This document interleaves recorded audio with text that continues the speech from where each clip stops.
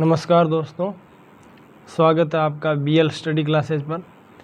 दोस्तों, आज अपन बात करने वाले हैं राजस्थान पुलिस कांस्टेबल की विज्ञप्ति के बारे में, क्योंकि राजस्थान पुलिस कांस्टेबल की आपको पता है कि संशोधित विज्ञप्ति जारी कर दी गई है और इसी की दो विज्ञप्ति जारी हुई है। एक टेली कम्युनिकेशन में जारी हुई है और एक नॉर्मल विज्ञप्ति जारी हुई है। जिनके फिजिक्स, केमिस्ट्री और मैथमेटिक्स है 12वीं कक्षा में, वो टेलीकॉम का फॉर्म भी भर पाएंगे और साथ ही साथ ज़िले में जीडी वाली भर्ती में भी फॉर्म भर पाएंगे। तो इसके अंदर आज से ही, जैसे 28 अप्रैल से ही फॉर्म स्टार्ट हो गए हैं। 28 अप्रैल 2025 से 17 मई 2025 तक 20 दिन तक इसके फॉर्म भरे जाएंगे और इसके फॉर्म स्टार्ट हो चुके हैं। ऑनलाइन आवेदन की प्रक्रिया SSO ID के माध्यम से आपको पता है। मैं कुछ बेसिक जानकारी देना चाहता हूँ कि इसके अंदर कितनी पोस्टें हैं और इसके अंदर सिलेक्शन प्रोसेस क्या होता है। रिक्त पद आपको अभी मैं दिखा दूंगा। आरक्षण इसके अंडर हॉरिजॉन्टल महिलाओं को 33% आरक्षण है, जैसा कि पुलिस में आपको पता है कि पिछले साल ही 33% आरक्षण किया गया था। भूतपूर्व सैनिकों के बारे में गाइडलाइन दे रखी है, वो भी आप पढ़ लें, जो भी भूतपूर्व सैनिक हैं। बाकी इसके अंदर पात्रता, योग्यताएं और छूट क्या है वो मैं आपको दिखा देता हूँ। इसके अंदर दोस्तों न्यूनतम शैक्षणिक योग्यता पुलिस दूरसंचार, अब कांस्टेबल ऑपरेटर होता है और कांस्टेबल चालक, दोनों की भर्तियां इसके अंदर आती हैं। इसके अंदर आपको भौतिकी, गणित यानी फिजिक्स, केमिस्ट्री और मैथमेटिक्स होनी चाहिए। बाकी कंप्यूटर विज्ञापन विषय में विज्ञान सीनियर सेकेंडरी में समकक्ष होनी चाहिए। 12वीं कक्षा उत्तीर्ण होनी चाहिए तो आपके लिए। और कांस्टेबल के लिए ये दोनों चीज़ें ना हो तो भी चलेगी। कांस्टेबल वाले जो नॉर्मल कांस्टेबल वालों इसमें भी भर सकते हैं और उसमें भी भर सकते हैं। इसके अंदर आपको लाइट लाइसेंस या हेवी लाइसेंस, दोनों में से एक वैध लाइसेंस होना चाहिए, जो कि 1/1/2026 से 1 वर्ष पूर्व का बना हुआ होना जरूरी है। आयु सीमा की गणना 1 जनवरी 2026 को आधार मानकर की जाएगी। 1 जनवरी 2026 तक आप 18 साल के हो जाने चाहिए। अब इसमें आयु सीमा में 1 साल की छूट है, वो इसी छूट के अंदर शामिल है। जो एज दे रखी है इसी में शामिल है। सामान्य की 2 जनवरी 2002 से पूर्व की नहीं होनी चाहिए और 1/1/2008 के बाद की नहीं होनी चाहिए। इसमें जीडी की भर्ती, इसमें सभी यानी कि ST, SC, OBC सारे जो भी खिलाड़ी होते हैं, सारे लड़के हैं, वो सारे इन सीटों को कब्जा कर सकते हैं। सामान्य सीटों पर सभी का हक होता है। फिर आरक्षित सीटें होती है, वो सभी की अलग अलग होती है। फॉर्म तो अपनी कैटेगरी से ही भरा जाता है। कभी लड़कों को डाउट रहता है कि हम जनरल से फॉर्म भरें या कहाँ से भरें। भाई फॉर्म तो आपको अपनी कैटेगरी से ही भरा जाता है, लेकिन आपके अच्छे नंबर आते हैं तो आप जनरल फाइट कर जाते हैं और उसी में सिलेक्शन ले लेते हैं। तो ये आयु की होगी। कांस्टेबल चालक में 3 साल एक्स्ट्रा है। लगभग 31 साल का लड़का भी चालक में फॉर्म भर सकता है और 28 साल तक का कांस्टेबल GD में फॉर्म भर सकता है। न्यूनतम ऊंचाई 168 सेंटीमीटर, महिलाओं के लिए 152 सेंटीमीटर। न्यूनतम सीना बिना फुलाए 81 सेंटीमीटर, फुलाने पर 86 सेंटीमीटर। और लड़कियों की ये लागू नहीं है। लड़कियों का वजन लागू है, जो कि 47.5 किलोग्राम है। बाकी आपको और कोई दिक्कत हो तो बता दीजिएगा, मैं उसका बिल्कुल रिप्लाई दूंगा। आँखें हैं मेडिकल के बारे में। चश्मा राजस्थान पुलिस में अलाउ है। 72 आँखें 6x6 और 72 आँखें 6x9 आपके होनी चाहिए। नौकनी इसमें लिख रखा अभियुक्त गुड़ने आपस में नौकनी, नशे फुली हुई होना, भंगापन, रतौंदी, रंग दृष्टि दोष, अकलाकर बोलना, ये सब इसमें लिख रखे हैं, लेकिन इतनी ज़्यादा इसके अंदर प्रॉब्लम होती नहीं है। ये सब देखते हैं कोई डॉक्टर पर, वहाँ पर डिपेंड करता है, वो तो हो जाता है, इतनी कोई बड़ी समस्या नहीं है। बाकी आपराधिक प्रकरण है तो आपको आपराधिक प्रकरण बिल्कुल फॉर्म भरते टाइम ही मेंशन करना रहेगा तो सबसे बेस्ट रहेगा। फॉर्म भरते टाइम जो भी आपको दिया गया है, जो भी आपको उस कोर्ट का आदेश है, तो वो आपको उसके अंदर भरना है। चयन प्रक्रिया 150 का ही सेम पेपर होता है, लेकिन इसके अंदर ये देख लीजिए NCC, होमगार्ड, डिप्लोमा, इन सभी के नंबर जुड़ते हैं। इन सभी के नंबर एग्ज़ाम के साथ ही जुड़ जाते हैं, फिर फिजिकल के लिए कॉल होता है।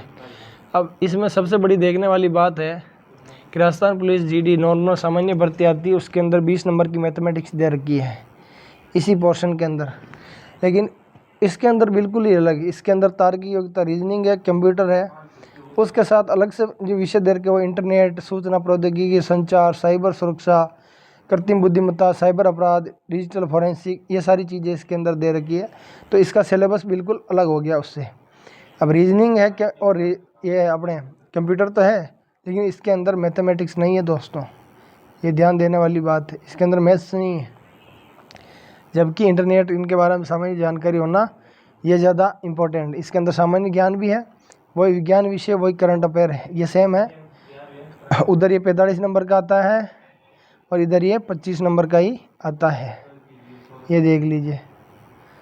फिर राजस्थान जी के है, दोनों में सेम है। वहाँ पे है 20 रीजनिंग, 20 कंप्यूटर, 20 मैथ, 45 राजस्थान, 45 के अंदर इंडिया जी के करंट और साइंस आती है। इसके अंदर थोड़ा डिफरेंट है, तो ये मैंने बताना उचित समझा आपके लिए। फिर आपके 1/4 इसमें नेगेटिव मार्किंग है, 40% लाना अनिवार्य है। और मैं अपने नॉर्मल जो दौड़ होती है 5 किलोमीटर 25 मिनट में करनी होती है। और ये है एनसीसी सी प्रमाण पत्र के नंबर 10 नंबर, बी प्रमाण पत्र के 8 नंबर, ए प्रमाण पत्र के 6 नंबर। होमगार्ड में निरंतर सेवा 3 वर्ष दी है तो 10 नंबर, 2 वर्ष तो 8 नंबर और 1 वर्ष तो 6 नंबर मिलते हैं। बाकी जो आपने कर रखे हैं डिप्लोमा, उनके नंबर हैं विधि द्वारा मान्य विश्वविद्यालय, कंप्यूटर विज्ञान, सूचना प्रौद्योगिकी, इलेक्ट्रॉनिक, साइबर सुरक्षा, कृत्रिम बुद्धिमत्ता आदि में आपने इन विषयों में अगर कुछ कर रखा है तो उसके 10 नंबर मिलेंगे। या आप एक बार अच्छे से इस वीडियो को रोक के देख लीजिए कि आपके पास कौन सी योग्यता है, तो उसके आपको लगाने इसके नंबर मिल जाएंगे। फिर आपका फिजिकल टेस्ट ये सभी होगा, स्वास्थ्य परीक्षण फाइनल सिलेक्शन होने के बाद होता है।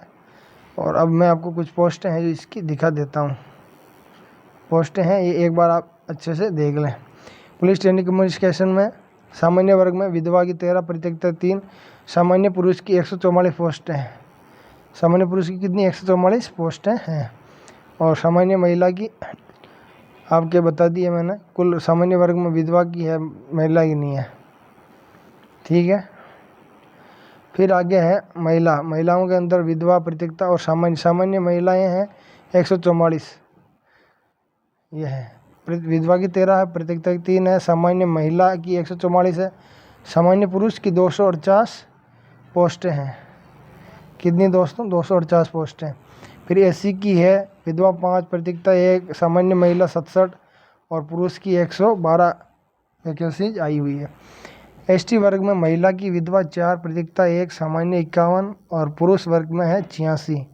ओबीसी में विधवा 7, परित्यक्ता 1, सामान्य 89 और पुरुष की है 160 कुल वैकेंसीज है टेलीकम्युनिकेशन में। ये देख लीजिए एमबीसी वर्ग की कुल मिलाकर 1469 पोस्टें हैं टेलीकम्युनिकेशन में। काफ़ी बेहतरीन पोस्टें हैं, आप फॉर्म भर सकते हैं। मैंने सामान्य जानकारी देती, पूरा पीडीएफ विज्ञप्ति आपको पढ़ा दी है। इसके बाद भी कोई डाउट रह जाता है तो बता दीजिएगा। थैंक यू दोस्तों, जय हिंद। और क्या है कि इसके अंदर मेन है सिलेबस दोनों का चेंज है। इसके अंदर आगे की भी कुछ जानकारी दे देता हूँ मैं। जैसे राजस्थान पुलिस का जो ट्रेनिंग होती है, जीडी वालों की ट्रेनिंग होती है 9 महीने की होती है, सेम टेलीकम्युनिकेशन वालों की ट्रेनिंग होती है 9 महीने की ट्रेनिंग होती है। जीडी वाले को थाना अलॉट किया जाता है, 6 महीने तक थानों में प्रशिक्षण दिया जाता है। उसी प्रकार से प्रोबेशन काल के साथ में ही टेलीकम्युनिकेशन वालों की 9 महीने की आगे की ट्रेनिंग होती है, जो कि इन्हीं के टेली के बारे में होती है, कंप्यूटर की जानकारी के बारे में होती। फिर इनको अपना जिला अलॉट कर दिया जाता है और सामान्य जीडी वालों को थाना अलॉट कर दिया जाता है। ये अपने ज़िले में जा सकते हैं, ज़िले में जहाँ थाना है वहाँ पर इनका अलग से विभाग बना रखा होता है, वहाँ ये नौकरी करते हैं, एक ऑफिस वर्क की तरह ये काम करते हैं, जबकि इनको फील्ड में काम करना होता है राजस्थान पुलिस जीडी वालों को। ये एक सामान्य डिफरेंस था दोस्तों, मैंने बता दिया। और भी कोई क्वेश्चन रह गया हो तो आप बता दीजिएगा, मैं उसका आंसर देने की कोशिश करूँगा। थैंक यू दोस्तों, जय हिंद।